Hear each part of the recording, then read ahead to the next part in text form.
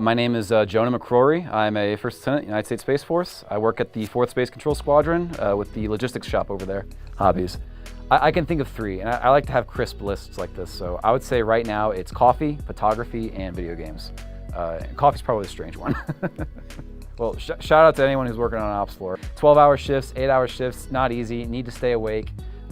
Drinking coffee, healthier than energy drinks. I was a regular consumer of Bang energy drinks, right? Not good for you, right? Coffee, way healthier, and a lot more involved too. You can get really deep into this rabbit hole. Different beans, different sources, different brew methods, and all that. My introduction was this really fancy coffee machine we had next to the ops floor at Thule that could do cappuccino, espresso, and all that, and it was all in Danish. So I don't know what I was getting, but hitting buttons, great coffee was coming out, and I decided to explore that. So, and it just goes so much deeper.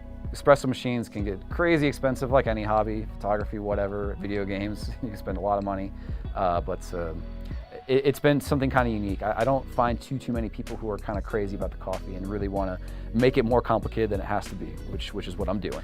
So where I'm at now, I'm at the 4th Space Control Squadron, right? We have a worldwide mission set.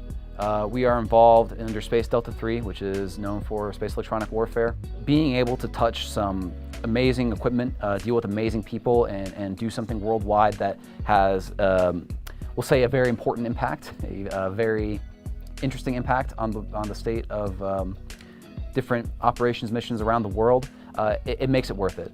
I've always found that, personally, I'm motivated by I'm motivated by the bigger mission, which is kind of cheesy. It's kind of that's red, white, and blue, that, you know, sort of stuff you hear in your basic trainings and your tech schools and things like that. But it is always true. This is something important, and what we do can't be matched around the world, and it needs to be done. I think the hardest part for the military, for almost everybody, is the separation from family. I started off my career a year long away from my friends and family at Thule. COVID came and impacted that in a major way. For a while, it was looking like no one was going to be able to leave indefinitely, and that's terrifying. Looking at an upcoming deployment too, it puts a strain on things. It is the price we pay, and the thing that makes it worth it, that makes it at least a little bit easier, is knowing that it's for a reason. That we're doing these things for a good reason, the right reasons, and at the end of the day, we do have an impact on people in a good way.